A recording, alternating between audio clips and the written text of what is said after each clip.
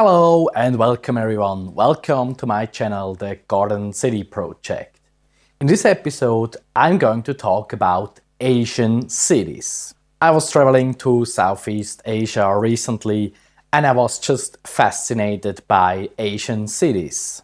I was fascinated by the sheer size of Asian cities, and I was also fascinated how those cities work, and they are so different from the cities I know in Europe.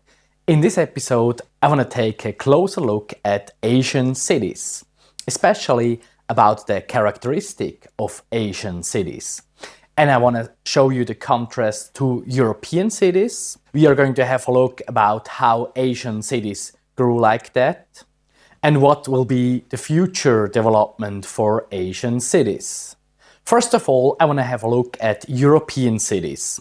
What makes European cities special?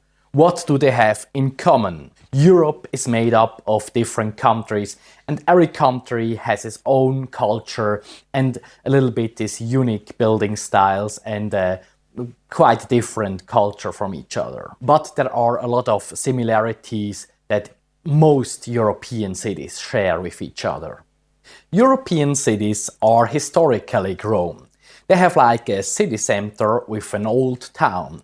And in the old town, they have like old buildings, they have historic buildings, and that makes European cities special. Like they have a very old history, like a lot of those cities are thousands of years old. In most European cities, you see that the old town is well preserved. The new parts of the cities, they were built around the old town. And so the old town could keep their historic buildings. And in the most old towns, it's also that the most activities take place. Like there are a lot of little shops, there are a lot of cafes, a lot of restaurants. And when you go to those cities, you see that there are a lot of people coming to the old town and enjoying their day. They're like sitting in a cafe, sitting in a restaurant, and enjoying the beautiful view of the old town.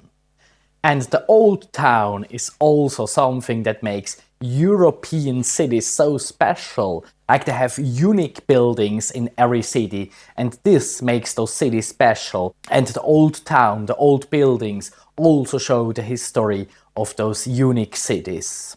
And you won't find a lot of tall buildings inside the old towns because they have strict height limitations in those cities, especially in the old town, because they want to preserve the cityscape. And so the tall buildings in European cities, they are mostly outside of the old town. They are built around the old town. You see taller buildings.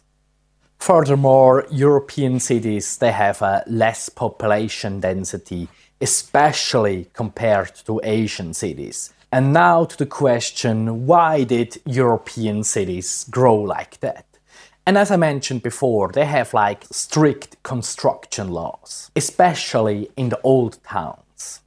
If you want to renovate or build new buildings in the old town, there are strict laws that you have to build in the same style as the city has been before to preserve the cityscape, to preserve also the historic architecture of those buildings. Strict heritage protection laws prevent the demolition of historic buildings. Another aspect is also that Europe didn't have such a high population growth in the recent decades. Like they had a smaller population growth, and so there was not a need to build a lot of tall buildings like they have in other parts of the earth. And that made it quite easier to preserve the historic buildings. Moreover, historic buildings in Europe were mostly built with durable materials, like brick, stone and slate. And those materials age well and are quite easy to preserve. And in most European countries, changes take place quite slowly, not only in the construction, but sometimes also in society. European cities often feel like an open-air museum, with the cobblestone streets and with a lot of historic old buildings that are multiple hundred years old. And this is considered very attractive, especially for people outside of Europe, because a lot of tourists come to European cities every year to watch those historic cities. Some cities are even overwhelmed by tourists because they are so attractive, like Venice, for example. But there are also downsides to those cities, especially to those historic cities. And the downside is that the growth is very limited. There is a limited growth because of the very strict laws and all the regulations. It's also very expensive to renovate those old buildings, and a lot of cities struggle with that. Another major problem for European cities, especially for those old towns, is the traffic. Like a lot of streets were built very narrow because in ancient times they didn't have cars, and so it's sometimes quite difficult to adapt it to modern transportation. Even building like bus lines or other public transportation can be difficult in old towns because you need to adapt to the ancient building styles. That can be quite costly sometimes. But the good thing is that those cities are very well walkable because the old towns, they were built to walk. Like it's very easy to walk from one place to another. It's very easy to walk around the old towns. But yeah, the difficult thing is to put your car somewhere because they were not built for that. Now we are going to have a look about Asian cities, especially about the character of Asian cities. Like there is also a huge difference between different cities in Asia. And I'm gonna mostly focus on East Asia cities, later on about also Southeast Asia cities. And so what is characteristic about those Asian cities? It's like the skyline. They have a huge skyline with a lot of tall buildings. Furthermore, they have a huge population density, and some of the biggest cities on earth are located in Asia. And there are also some things that are very characteristic for cities in Southeast Asia. A major characteristic for cities in Southeast Asia are those big malls. Like they have huge malls. For example, in Kuala Lumpur and also in Bangkok where I saw these huge malls. You can walk there inside and you feel like in a labyrinth because they are so big, and sometimes it's difficult to find the way out in those big malls. And for me, this was very characteristic for the cities in Southeast Asia. And for me, this was also very fascinating because yes, we also have malls in Europe, but not that big, and we don't have so much malls. Like they have there is one mall and it was close to another mall, and so from one big mall to another one felt so huge. And another thing is that those cities are very modern in digitalization. They have a very modern digital infrastructure. But they don't have a very modern infrastructure considering electricity, for example. You see a lot of wooden poles with a lot of electric wires everywhere, and you won't find that in a Western European cities. All the electric cables in European cities are underground, or at least in Western European cities. So this was quite special, but still it works. Like it's not that people don't have electricity, but they have in some places they have a very old infrastructure considering that. Another thing is the scooters. You find scooters everywhere in those cities. And sometimes there's a really big traffic jam with scooters, like they drive everywhere. It's quite chaotic, but still it works. Like it's not a very bad thing, but the problem is that there are those scooters, because there are so much, and there are also a lot of cars in some cities, and you have a lot of traffic jam, and it takes long time to go from one place to another. Moreover, in some cities, it's difficult to walk. Like they don't have a lot of sidewalks, and it's not meant to walk. Like the scooter is the mean of transportation for now in a lot of those cities. And you see also a lot of contrast. You see like very new big buildings, skyscrapers next to like slums or like very poor neighborhoods, and it's like you see a lot of big contrast in those cities. And that's also because they are building very fast. They are building new buildings very fast, and so the cities are developing very fast. And that's something you see when you visit those cities. So now we come to the question, why did Asian cities grow like that? And one major reason is the rural exodus. Like a lot of people that were working in agriculture moved to the cities in recent years because there were like poor conditions working in agriculture, like it was very low paid and they didn't have the security there. And so a lot of people from the rural side of those countries were moving to the cities, and so they were growing very, very quickly. Another major reason is the economic growth. Like in the last few decades, those cities had a huge economic growth. Like a lot of multinational companies were coming to those countries. And first of all, they were all like coming to the big cities. So there were a lot of jobs, a lot of good paid jobs available in those cities. And that was also a pull factor that pulled a lot of people from the countryside to the big cities because they could get good jobs there. Furthermore, in the big cities, they also have much better infrastructure than on the countryside.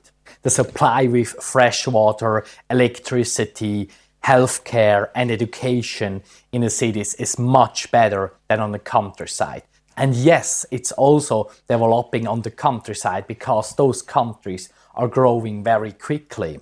But this was also a pull factor that pulled people into the big cities because the conditions, the infrastructure was much better there and still is much better than on the countryside.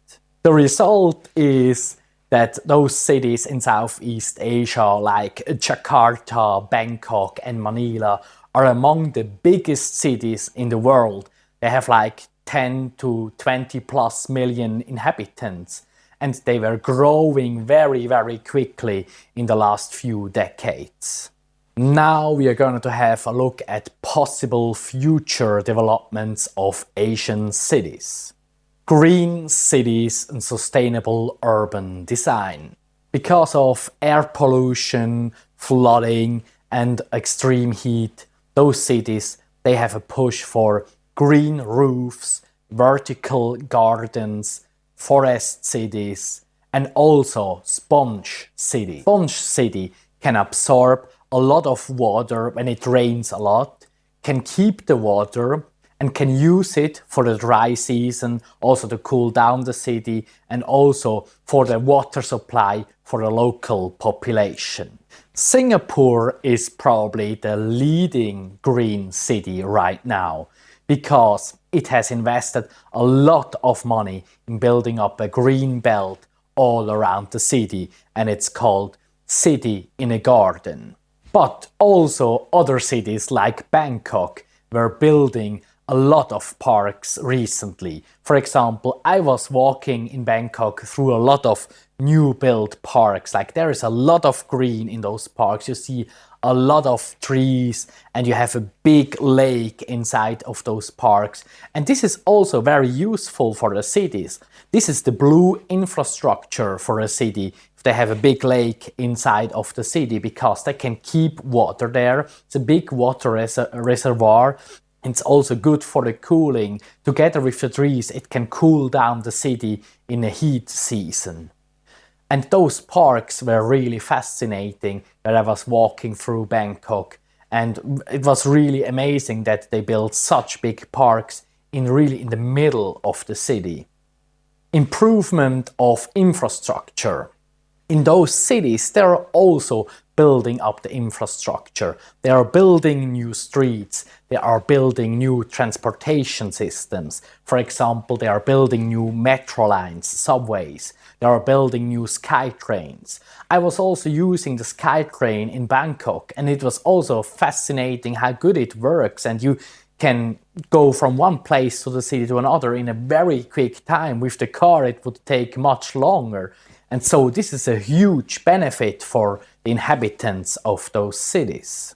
They are also building up an infrastructure for electric vehicles and also e-scooters, because in the future they will have more e-scooters than normal scooters also in Southeast Asia, especially in Southeast Asia, because nowadays in big cities they have a lot of air pollution, and so there is a big push for electric vehicles and electric scooters, and this makes totally sense. The 15-minute city concept. Yes, this 15-minute city concept already exists in some cities. For example, in Singapore, where you can reach everything within 15 minutes, and 15 minutes by walking or by public transport or by bike. The aim of those 15 minutes cities is to face traffic jam and emissions, and also to use the space differently. For example, when they don't need a lot of cars anymore, they can use the street for different things. They can build up parks, they can plant trees, they can make attractive places for people there. In conclusion, we can say that Asian cities are on the forefront, on the global front of urban innovation, of urban developments. And that goes also hand in hand with technical innovations and new technical developments. And that's what you also see when you go to Asian cities. I was traveling to quite some Asian cities.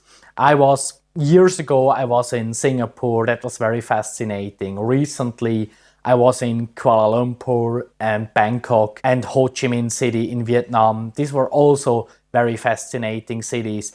And in the future, I want to go to more of those cities. I want to also go to big cities in China to see how they work, because I'm so fascinated by those cities. Because in my country, in Switzerland, I'm not used to those big cities in that scale. Of course, I'm living in a very beautiful country, and I also see the beauty in European cities. I see the beauty in historical buildings, but I have a fascination for those huge, very innovative Asian cities, and I want to see more of them in the future, and I want to make more content about that. So that was it for today's episode. I hope you could enjoy it. If you liked it, press the like button, leave me a comment here, and see you next time. Bye.